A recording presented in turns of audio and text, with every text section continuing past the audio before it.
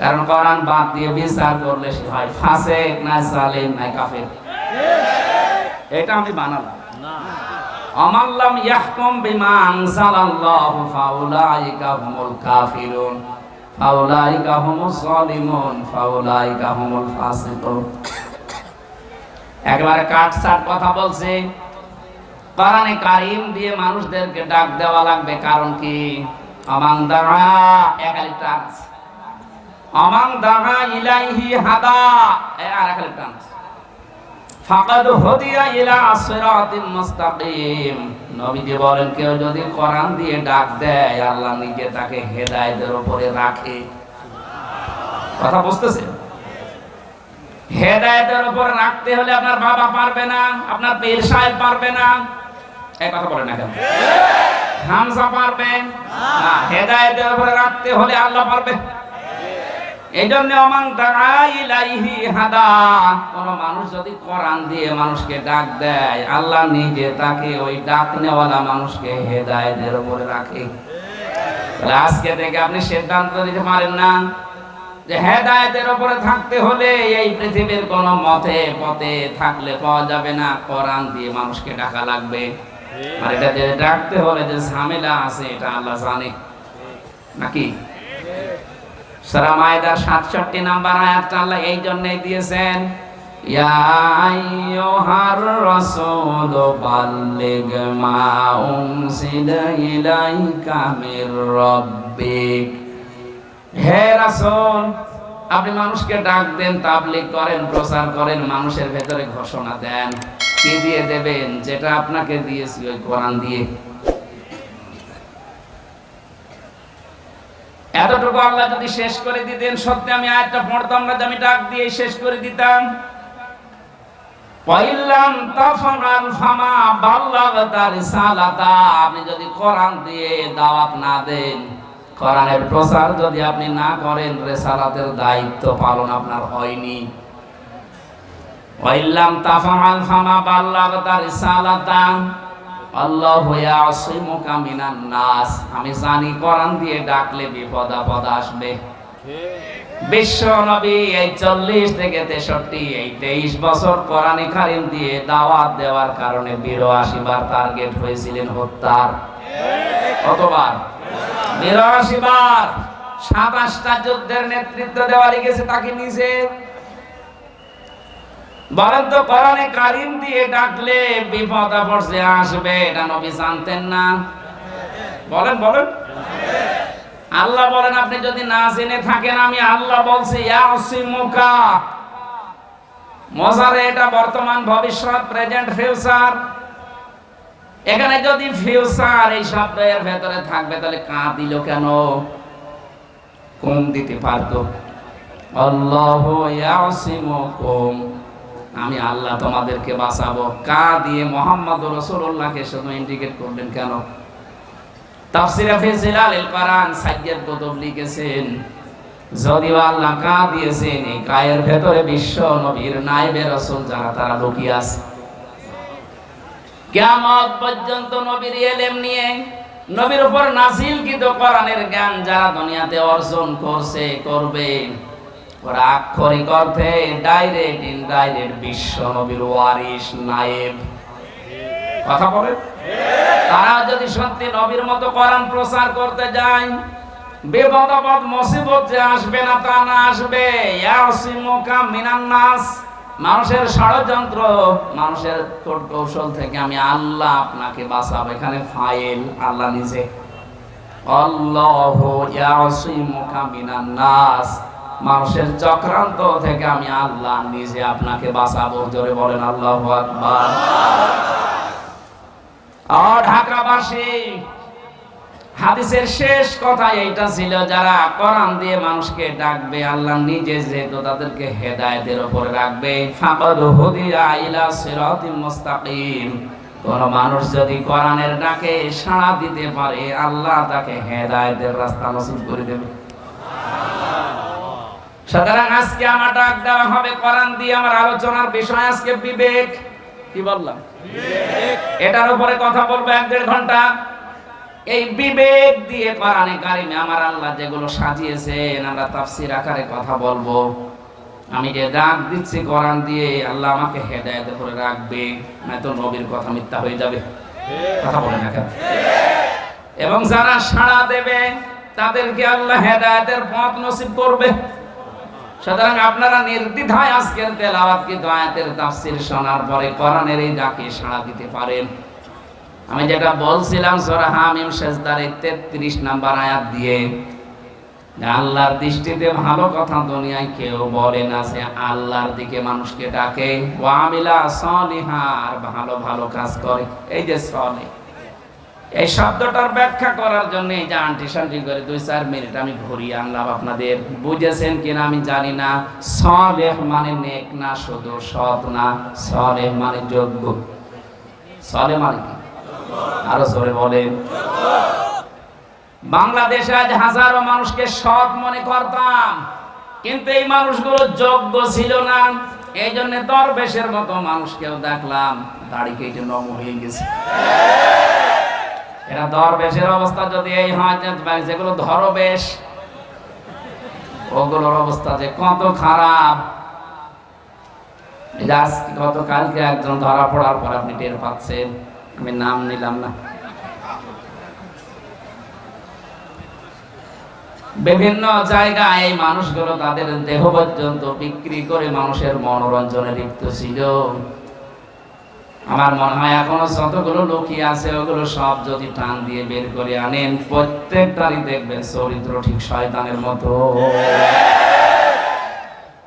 এজন্য এই দেশে আমরা যারা সত্যি এই মানুষের অধিকার প্রতিষ্ঠা করতে চাই, শুধু সৎ হলে হবে না, আমাদের যোগ্যতা অর্জন করা লাগবে। যে যেই লাইনে আছেন ওই বিষয়ের শিক্ষা এবং প্রশিক্ষণ লাগবে। ইসলাম এইটাই আমাদেরকে শেখায় যে শুধুমাত্র আপনি সৎ হয়ে বসে আছেন, কি করবেন আপনি? আপনাকে যোগ্যতা অর্জন করা লাগবে। এই যোগ্যতা আমাদের এতদিন তৈরি হয়নি, এই জন্য আল্লাহ আমাদের হাতে দেশ দেয় না, জালেমদেরকে দিয়ে চালিয়েছে। আমি আল্লাহর এই বান্দা যে মাওলানা নাজমুল, ওনারে পাঠালাম, ভাই যে 1000 টাকা দিলাম, আপনি আসলিয়া যে 1 কেজি মাছ নিয়ে আসবেন। মাছ নিয়ে এসেছে 1 কেজি 1000 টাকা দিয়ে, কিন্তু মাছটা পচা। কি পুরা 1000 টাকা জলে ফেলা হবে না? বলেন না কেন? ও 1 কেজি মাছ নিয়েছে, টাকা পয়সাও 2 নাম্বারই করেনি, এদিকে ওদিকে খরচও করেনি, মাছও নিয়েছে, কিন্তু মাছটা পচা হওয়ার কারণে এখন এইটা নিয়ে আবার আর এক জ্বালা। পচা মাছ এখন ফেলতে হলে একটা জায়গা লাগবে, যেখানে ফেলবেন ওই এলাকায় দুর্গন্ধ ছড়াবে। না কিনাই ভালো ছিল। আমি আর একজনকে পাঠিয়েছি, ওনারে 1000 টাকা দিয়ে পাঠালাম যে যান, ওর মাথা ভালো কিন্তু ওর একটু চরিত্রের সমস্যা আছে। 800 টাকা দিয়ে মাছ কিনে 200 টাকা দরবেশের মতো গায়েব করে দিয়েছে। আমার এসে বলছে, হামজা ভাই 1000 টাকার কমে দেবেই না। শেষে আপনার নাম বলার কারণে 200 টাকা কম নিয়েছে। সে 200 টাকা কই? আমি ভাড়া দিয়ে শেষ করে দিয়েছি, অথচ যেতে আসতে মাত্র 2-4 মিনিট সময় লাগে। না, এই জ্ঞানজামটা তো মেটে না। ভাই আপনি দাঁড়িয়ে আছেন বসে, আপনার চাইতে এরকম 2-3 ডবল মানুষ রাস্তায় ঘোরাফেরি করছে, আমার আসতে এত দেরি হচ্ছে কেন? আমি এই জামের কারণে আমার দেরি হয়ে গেছে।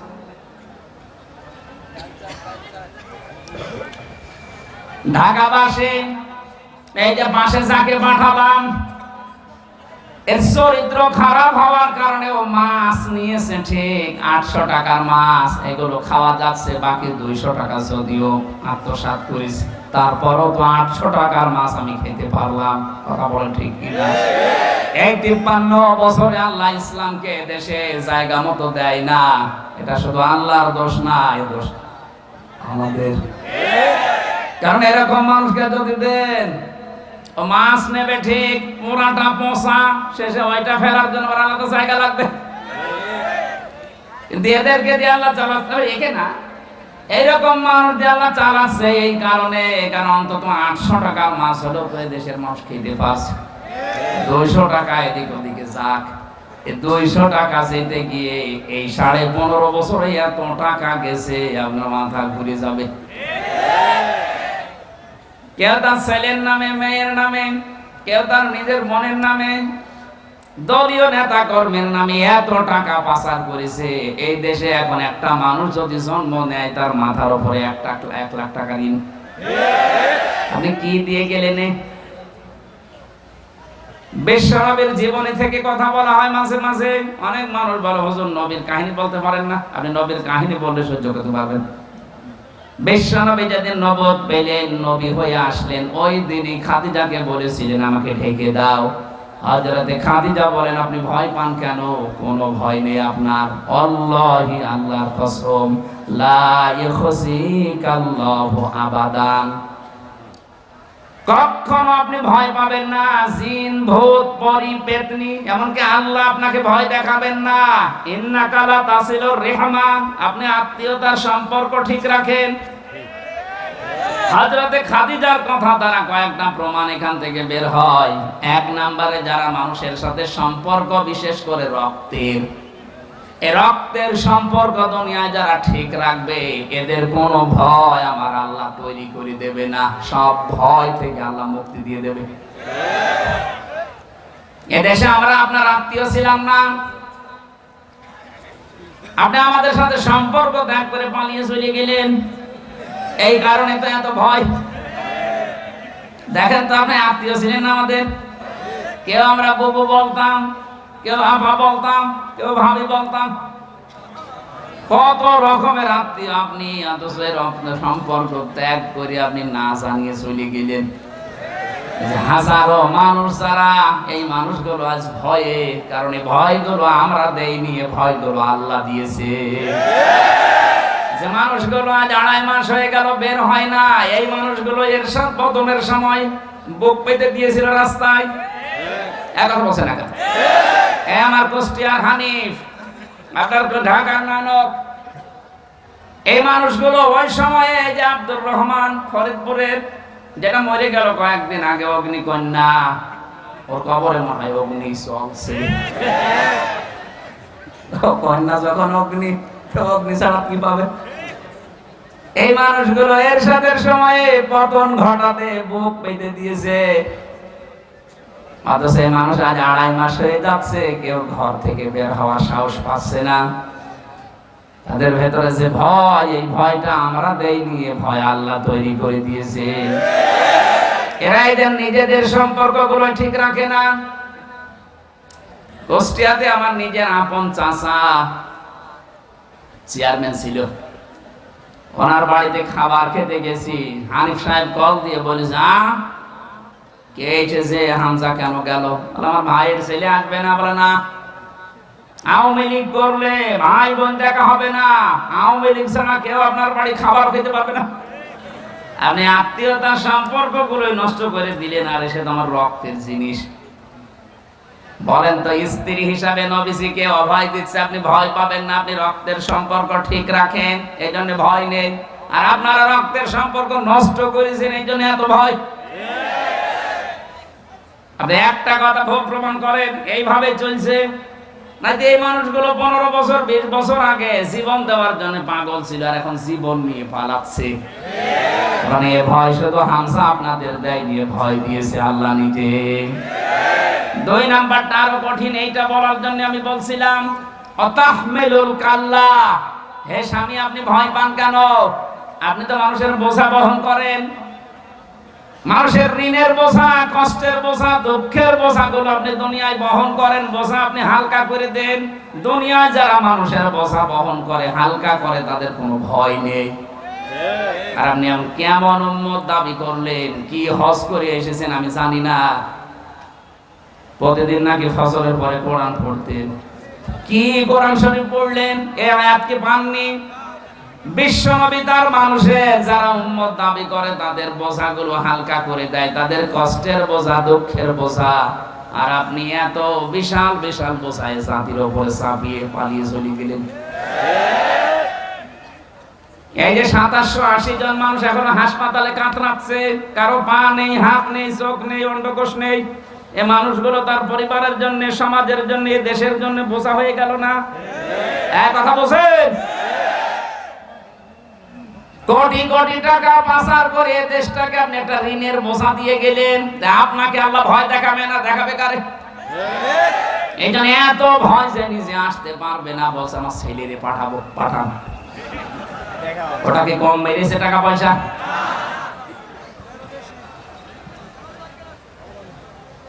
নবীর উম্মত যারা দাবি করবে তারা মানুষের বোঝা আরো হালকা করে দেবে। কারো দুঃখের বোঝা আছে, কষ্টের বোঝা দূর করে তার একটা স্বপ্ন দেখাবে যে না বেঁচে থাকা যায়। আর আপনি স্বপ্নগুলো আরো ধ্বংস করে দিয়েছেন। এই 15.5 বছরে হাজার হাজার লক্ষ লক্ষ মামলা দিয়ে এক একজনের জীবন থেকে বেঁচে থাকার আশা নষ্ট করে দিয়েছেন। বিএনপির এক একজনকে জিজ্ঞাসা করতাম, ভাই কয়টা মামলা দিয়েছে? বলছে 313টা। 313টা মামলা। আর একজনকে পেয়েছিলাম বিএনপির এক নেতা, 553টা মামলা তার নামে। আমার মাত্র 2টা, তাই আমার জীবন যৌবন হাঁপিয়ে যায়। 313টা যার মামলা, বলেন তো সারা জীবন শুধু হাজিরায় দেওয়া লাগবে। কি জুলুম করেছিলি। এক একজনের মামলায় যা রায় দিয়েছিল, আমি একজন আসামিকে পেয়েছিলাম, ওর নাম মকিম গাজী। বললাম, ভাই কয় বছর জেল আপনার? বলছে 160 বছর। 160 বছর জেল। এরপরও আপনি বলেন যে 160 বছর। আমি মানুষ, আমি তো মরি আর একবার জীবিত হয়ে আবার জেল কাটালাম। কারণ মানুষ কয় বছর করে বাঁচে। এই কাজ করেছিলেন। আর বাকি হাদিসের যে এখনো 3টা পয়েন্ট আছে, ওটা তো বললামই না। ওটা বললে সব আপনার দিকে যাবে। আসলেই বলে একেবারে নিরপেক্ষ কথা বলবেন, আমার গায়ে যেন না লাগে। বলবো কি করি? যে হাদিসে বলি সেটা আপনার বিরুদ্ধে যায়। 15.5 বছরে অনেকে কথা তুলেই ফেলেছিল রাজ্য রাজনীতি আর কোরআন শরীফ আলাদা। অথচ এটা পুরা হাদিসের বিরোধী কথা। আলা ইন্নাল কিতাবা ওয়াস সুলতানা লা ইফতারিকান।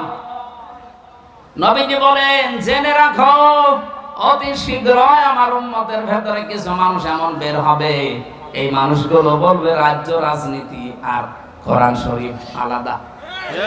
এটা বলতো না অনুষ্ঠানে আসলে।